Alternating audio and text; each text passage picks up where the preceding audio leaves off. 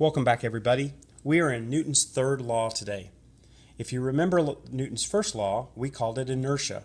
And inertia is an object in motion will tend to stay in motion at a constant speed in a straight line forever unless acted upon by an external force. The second law of Isaac Newton was that force is the product of mass times acceleration. And the third law is that for every action there's an equal and opposite reaction. So if I fist bump you, like it or not, you are going to fist bump me at the same force that I fist bumped you, even if you don't try to. And if you ride your motorcycle without a helmet, you will, and you hit a bug in your face, you'll hit the bug with the same force that the bug hits you. The bug's not going to hurt you very bad, but you'll probably hurt the bug really bad with your teeth. So in any case, let's look at this. We're going to use the other two. The laws all work together. So we're going to start with a question that says a 28 kilogram skater slides across the ice at 2 meters per second.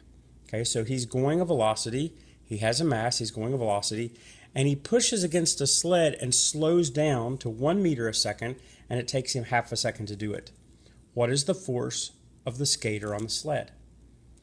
Before we go any farther, we have to realize that you're going to need positive and negative numbers. If you have a reaction and an action and a reaction, you're going to have to somehow set in your own mind what is positive and what's negative. If I go to the right with a velocity and I hit the wall and the wall pushes back, the wall is pushing to the left.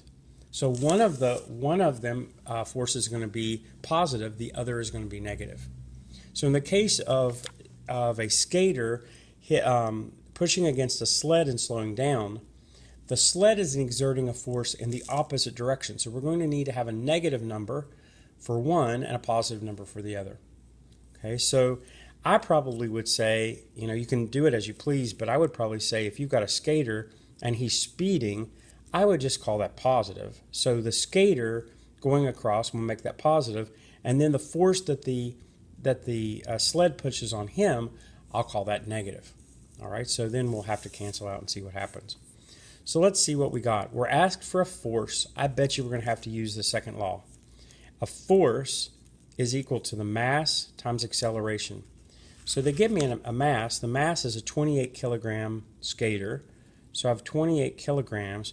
And now it doesn't give me acceleration. It gives me speeds. And I've got two different speeds.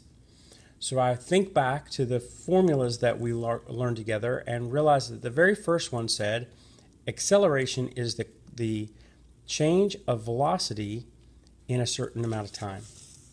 And the change of velocity is the final velocity minus the initial velocity.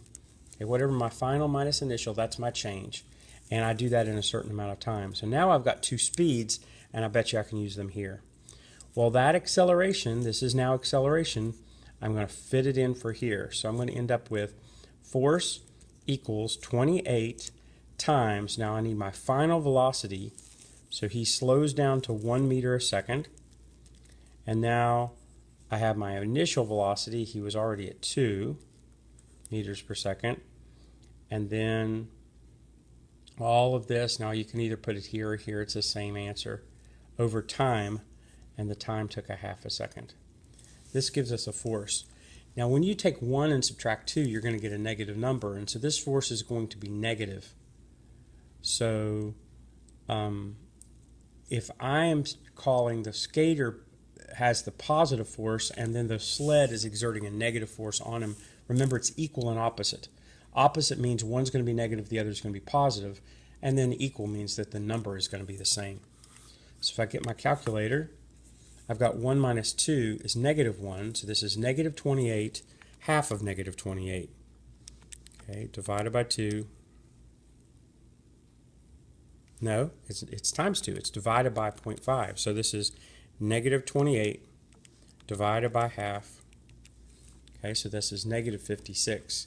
So the sled is exerting a 56 Newton force on the skater, and that means that the skater is exerting that same force on the guy. So this is force of the skater is going to be positive 56 newtons. Okay. Now let's see what the textbook author did.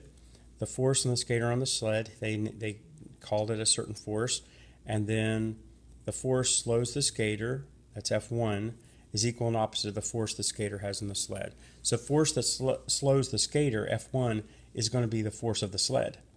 And then F2 was the force of the skater, and they're going to be the same. One will be negative and the other will be positive. Let's see if they did the same.